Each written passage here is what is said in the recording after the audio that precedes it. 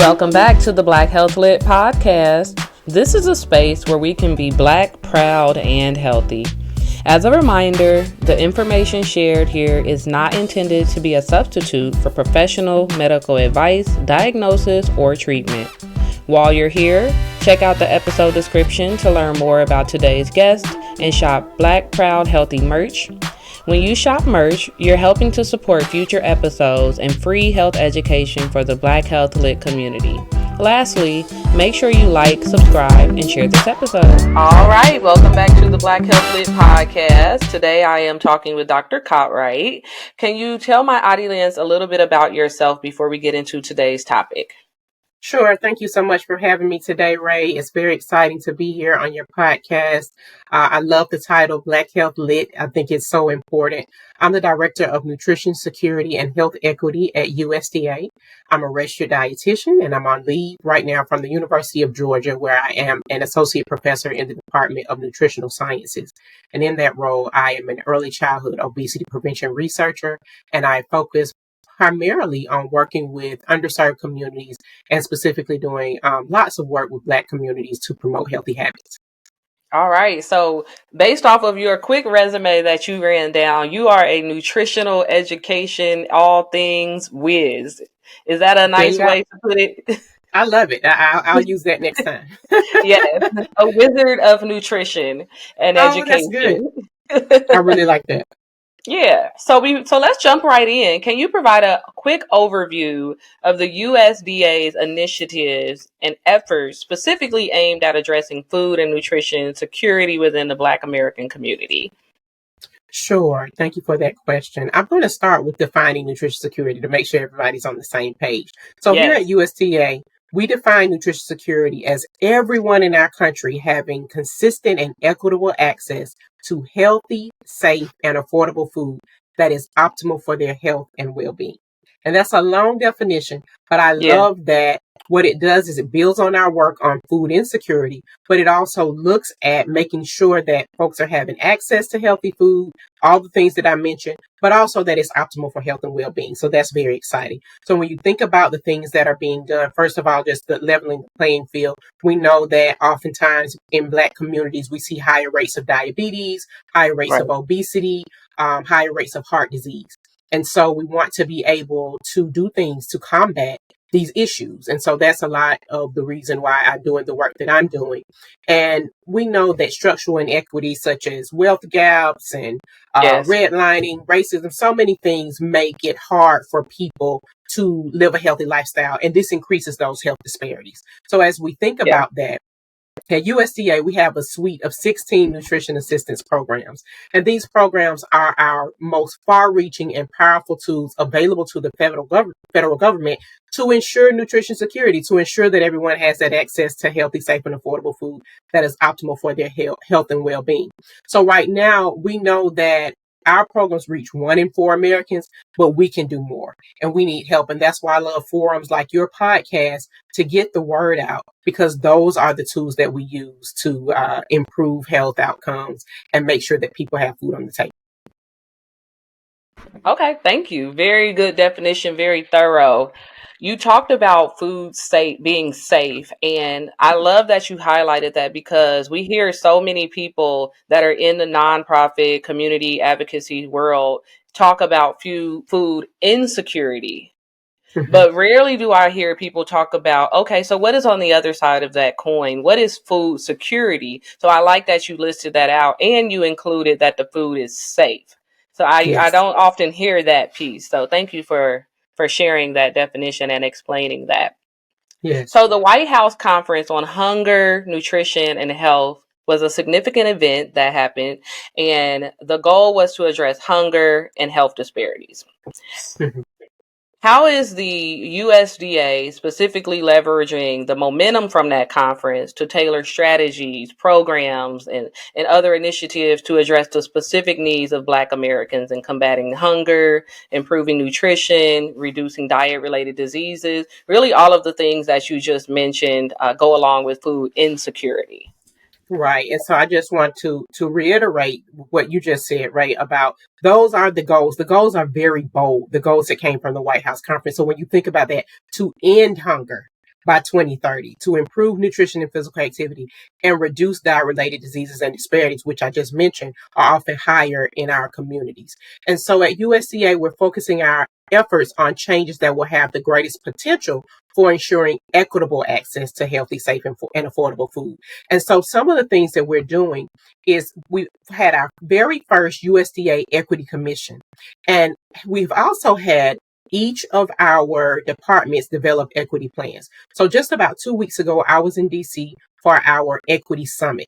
And I was sitting on a summit and we were talking about health disparities and the work that we're doing with our acting undersecretary, our deputy undersecretary, a person from our equity commission, as well as one of our tribal relations leaders. And so we had a lot of discussion about how do we do the work and how do we make sure that we are emphasizing and improving what people eat and how it's critical across all demographic groups and life stages. And this is where nutrition security comes in, and this is where we have influence. So as we think about that, one example specifically in the Black community is we have an Ascend for Better Health nutrition hub, and it was established. I was able to go to that. It was established at Southern University, and it's specifically to address the needs of Black communities, starting with that HBCU.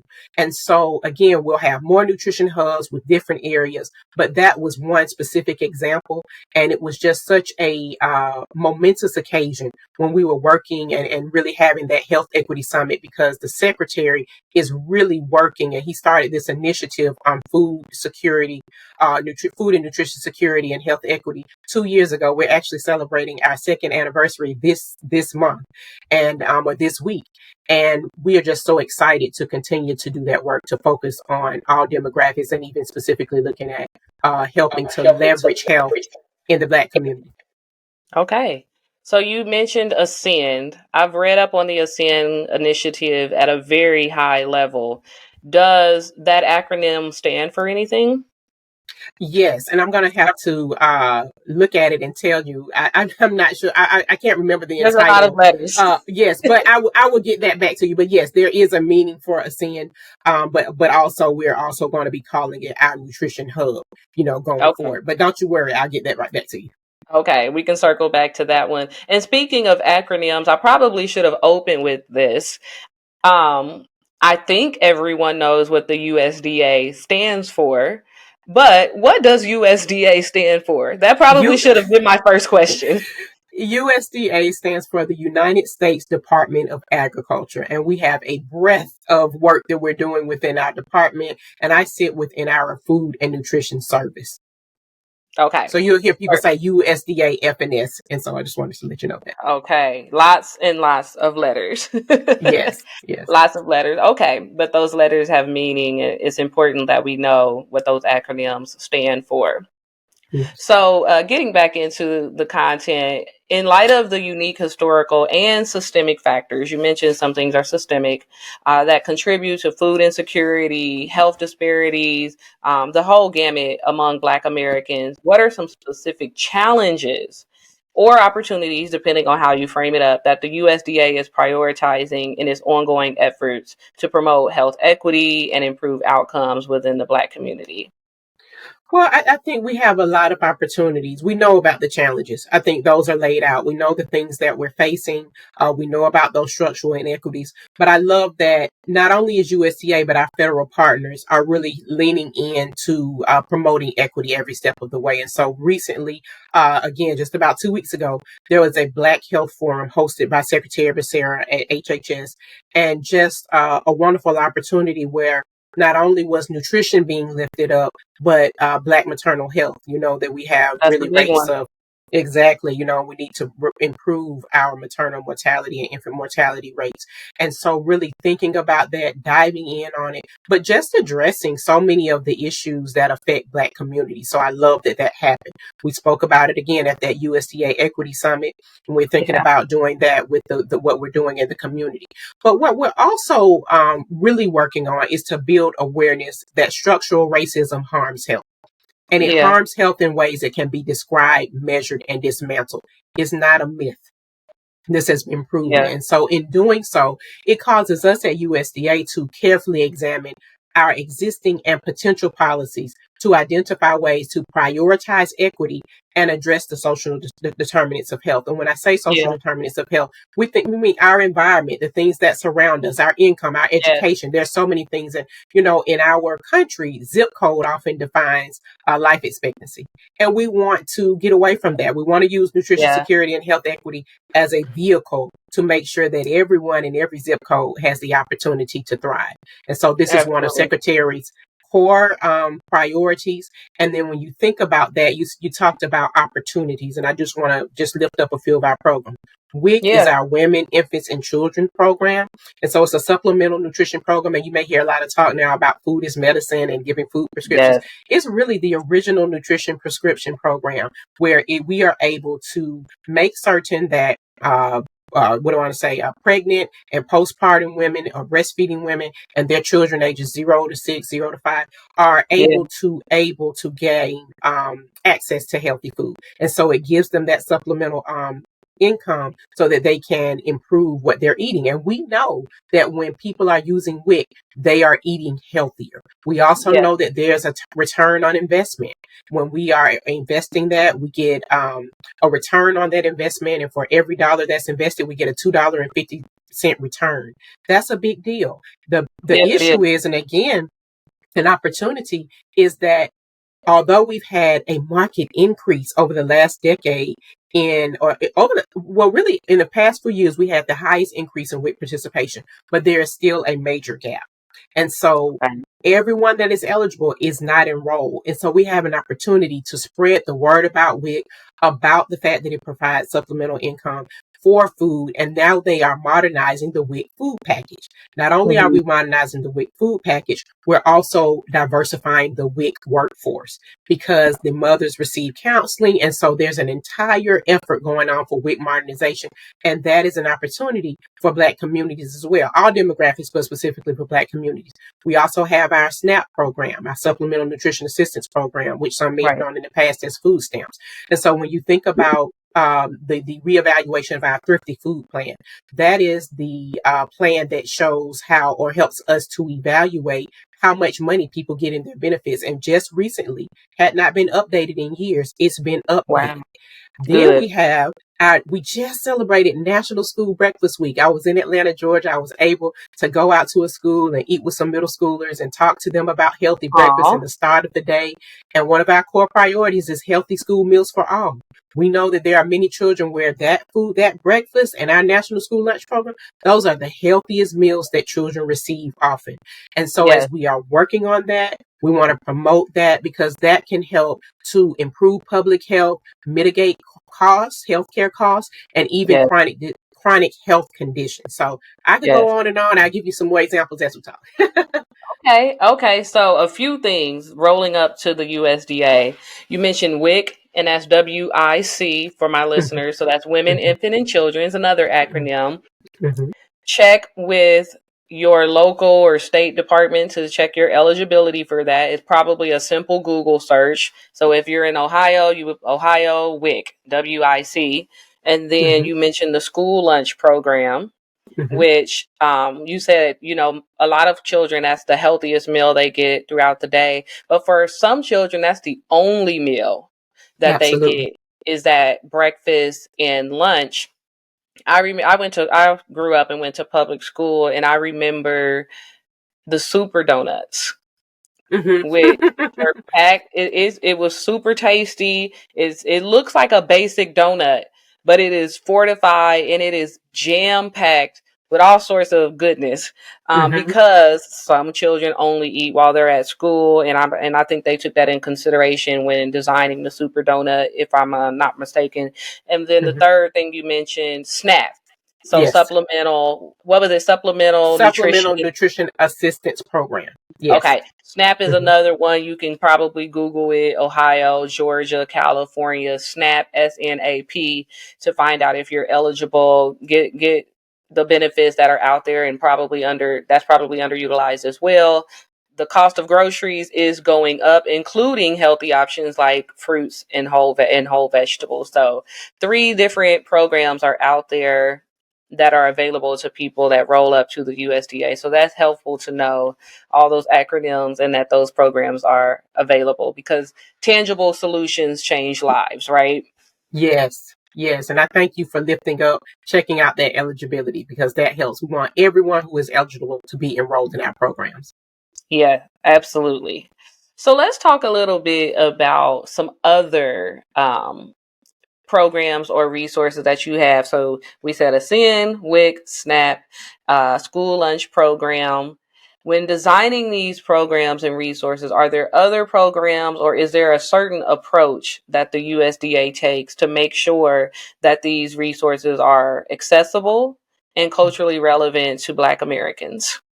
Sure. I'm going to give you a few examples again with programs. And so as I think about, I am so excited that we are working to end summer hunger. We know this is a problem that we can solve together. And we just talked Yes. about that some Yes. children are only receiving meals at school. So when they're at home for the summer, they may not have healthy meals or access to healthy food, right? And so we talked Yes. about that's nutrition security. So, Ray, as we think about that, we want for there to be more participation in our summer meal programs, but we have new approaches. And so this is going to affect Black communities. It's going to affect many communities. But in addition to our traditional in-person summer meal sites where people can get food over the summer, we're also going to be having an opportunity for people in rural communities, which we know there are many Black and brown people in rural communities who are able to go and pick up food in a grab and go style. And this is new, where they Oh. don't have to do the congregate meal service. They can take it away. And so that helps eliminate some barriers in rural communities. We also have our new Sunbucks program, which is summer dollars that are in addition to SNAP, not instead of, in Oh. order to put more food on the table over the summer for parents with children who are eligible. And that is going to be wonderful. We talked about increasing those fruits and vegetables, making sure we get that healthy food on the table. This is nutrition security in action. And so we're rolling that out in states. Every state is not participating, but we have it in states and our tribal communities. And we're hoping that everybody gets on board. So we have over 35 states and tribal communities enrolled already. And we're going to keep working to have all of our states enrolled, because it really does make a difference. You just talked about the increasing prices of food, and think about that over the summer. And fruits and veggies are cheaper over the summer. You know, they can have access to all of those in-season things. So we're really, really excited about that. And so I did want to, I can't just go. So I just want to lift up one other example. Go for it. Also with, when we talk about culturally relevant access and making sure that we're more knowledgeable about healthy food, our federal symbol for healthy eating is called My Plate. Now, I know that a lot of people from back in the day, they remember the pyramid. And as I go around the country, people say, what happened to the pyramid? You know, but we've actually had My Plate for 12 years. So one thing that I'm doing in my role, because it's a core priority for Secretary Vilsack, for us to make My Plate a household name. And so we're increasing awareness about My Plate. About 1 in 4 Americans know that My Plate exists. So one of my things that I'm doing is going out and doing listening sessions around the country, making sure that we hear people's successes and challenges. We know that people are doing great work with My Plate. Our nutrition educators are out there. But when we want people to see that logo, which is making half your plate fruit and veggies, and it has all 5 food groups on it, that they recognize themselves in it. And so we are working to make sure that My Plate is culturally, contextually, and linguistically appropriate. And so we're doing that in many, many ways. Very excited about it. You can look at us on social as well. For the first time, FNS has an Instagram page for My Plate, so you can follow, and there's so many resources, and you can go look at it at myplate.gov. So thank you. I just want to make sure I put that in. Myplate.gov. I will definitely put that into the episode description so people can just click the link and they won't have to go looking for that. I remember growing up with the pyramid. Yeah. And we did a good job. We did a good job. So we just want to make sure that people know and understand My Plate. Yeah. And I like My Plate. Even though I grew up with My Pyramid, I do like the iteration to My Plate. I think it's a good adjustment and a good way for the pyramid to evolve. Right. So let's look ahead, Dr. Cotwright. Okay. What are the key priorities or strategic focus areas for the USDA in this mission to address these systemic inequities and promote health and well-being within the Black American communities for the upcoming years or the upcoming decade? Well, one of the things I have to start with was just the fact that this role exists. I pinch myself every day for the privilege to go out and work with communities and to address and advance food and nutrition security. There's Yeah. a role for that at USDA. And so as we think about it, think about that title, nutrition security and health equity. So the fact that, again, I'll go back to stating that we are prioritizing equity every step of the way is so important. And again, recognizing that one of the core motivations for that is recognizing those structural inequities that make it difficult for people to live a healthy lifestyle. And so Right. some of the things that we're doing, we found that with our nutrition and healthcare sector, there were some gaps. They may not know about our nutrition assistance program. So we had to do some work to bridge the gap. So right after the White House conference, we had a national healthcare summit, and we brought in all types of leaders and federal officials and innovators from healthcare and anti-hunger and community organizations. And then from that, we spawned out and had ProMedica and the Root Cause Coalition to help us to build health equity and get the word out. And we've had maybe we might have to have one more, but the goal is to have 7 regional summits. And we'll have a summary of all of those summits and what the outcomes were. But we have really been working to leverage that gap. And so I recently attended a conference called Healthy Kitchens, Healthy Lives, where physicians come and learn about culinary knowledge, as well as how do they spread nutrition knowledge to their patients. And so we need that warm handoff from healthcare over to our communities, because doctors are very trusted. We know that they are trusted messengers, and we want to make sure that they are bridging the gap. And so we're doing that work. We're partnering across the board. In April, I'll be speaking at the Howard University Health Disparity Symposium. Very proud of that because I'm an HU alum. And so I am so happy to go back on campus. But just again, working across the board, working in partnership, and making sure that we are hearing from people. And so I'm a community engaged researcher, which is why I'm out there shaking hands in the community and making sure that we are serving our participants and our consumers in a way that is makes it easy and accessible to them, as you said. And so again, I have let me tell you what a CN stands for, Ray, because you asked. I want to make sure I have it right. It's Let's go back to that. It's Agricultural Science Center of Excellence for Nutrition and Diet for Better Health. That is wonderful. Let me say it again. I love it. Agricultural Science Center of Excellence for Nutrition and Diet. And that's so wonderful. The first hub is at Southern University, and you can think about the ripple effects, that will have. But we will continue to, again, we are modernizing we have our summer sunbucks program. We have the new work that we have done on the Thrifty Plan for SNAP. Just so many ways. And then we have a My Plate National Strategic Partnership where we are partnering with industry members across all sectors to make sure that the public knows about My Plate, because we know we can't do this work alone. And so we really know that we can go further and faster together. And so as we build on the White House conference, another thing that we have is our White House commitments. I just attended I was at the White House again, I think it was last week or 2 weeks ago, I get mixed up. But we had a wonderful event to recognize the people that are doing commitments. The Harlem Globetrotters did a commitment. Shantae Lowe, Olympian Shantae Lowe, was there. And she shared her experience about growing up on our nutrition assistance programs and how she felt like she would always be sitting in the seat at the White House telling about her story. But here's an Olympian sharing that. And the President's Council on Sports, Nutrition, and Fitness was there, those members, and she was one of those members. But what we were doing was lifting up these White House commitments, which are total $1.7 billion to help to promote the goals or help us to achieve those goals to end hunger, improve nutrition and physical activity, and reduce diet-related diseases and disparities. So we had wonderful examples. There was Dion Dawson from Chicago. Dion's Chicago Dream is out distributing food in an Amazon fashion to communities in Chicago. But we just had a breadth of commitments, wonderful people doing wonderful work. And we've got to work in partnership. And so that's one of the things that I love. We work across federal agencies. We're working across community agencies. And we're all coming together to meet these important goals.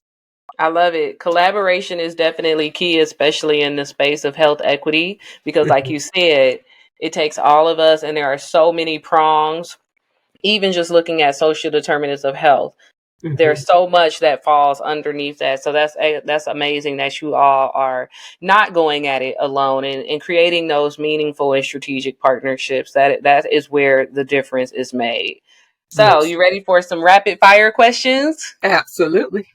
All right, let's go. What does wellness mean to you? What does wellness mean to me? It means many things. So to be well, I'll often use the phrase, our health is our wealth. And as we think about that, I think about equity, but it's more than just your physical body. I think it's mental. I Yeah, think it's spiritual. I think it's physical. But we have to prioritize taking care of ourselves. And so, right. in that, wellness is not only getting out there and doing your exercise. Wellness is sleeping properly so you can renew yourself. Wellness is being mindful, and when you're being mindful, mindful of your actions, mindful of the things you consume.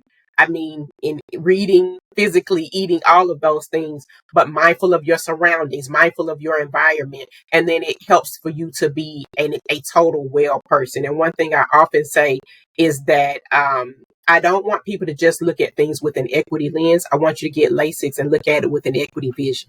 I want you to see equity in everything you do. And Yes, so that helps people to be well because you take off the stress of feeling like, you're being targeted and all those things that come along with structural racism.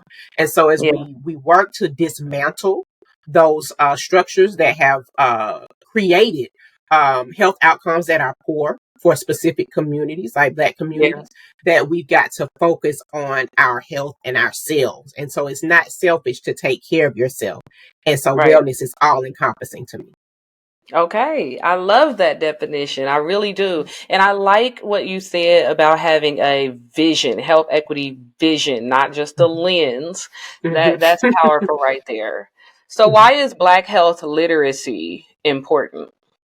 Black health literacy is so important because we have to advocate for ourselves. We know we talk a little bit about Black maternal health, and we know that um, just abundantly in the healthcare sector, Black women are not often believed when they have pain, for instance, or, Yes, or when they're going through something with maternal health. And we've lost far too many Black mothers because of that. And so, as we address that, one of the things that we're doing with HHS is the Moms Tour. It's a maternal outcomes tour for Black communities and Native American communities. And so, to improve that. But what I think about is as we gain more knowledge and we are able to interpret what is being fed to us in terms of what's going on in the healthcare sector, we can advocate for ourselves better. And if you can't do it on your own, work with others so that you can have a yes, voice because no one can advocate for your health like you. So it is so important to gain that knowledge and to find ways to translate it. Okay, because yes, we are so guilty oftentimes in the public health community of having jargon and things that people don't understand. And yes. so, how do we get it out and make it very simple for people to understand? And so, I think we have a responsibility as well as each individual in order to be great advocates for our health. I agree 100%. And last but not least, how can people learn more about your work, all of the amazing work that you are doing, what you have coming up for 2024 and beyond? Is it LinkedIn? Is it Instagram? Is it email? Where can people follow you in your journey and all the work that you're doing? Wonderful. Thank you for that. I often give my email out just about everywhere I go. So I want people to not to hesitate to email me. My email is simply my name, and that's Caree.Cotwright at USDA.gov. And I know you can share that as well for me, Ray. And Yes. then I'm on LinkedIn. So a lot of people connect with me on LinkedIn. I have enjoyed getting to know people, and people are able to see the things that I do. But we have really robust social media here at USDA. And so I've had several blogs and videos that are coming. Okay. One has already been released. Several are coming out. So we're working to make sure that we spread the word. We actually made the Atlanta local news when we did National Breakfast Week. So I was feeling Okay. good. But we're Yeah. just working so hard to get the word out. But those are ways that you can connect and just follow USDA social, and then just again LinkedIn and those ways like that. And then I probably will be in a city near you. You never know because I'm traveling a lot and getting on the road just to do the work that we're doing across Yeah. partners and stakeholders as well as lifting up my plate.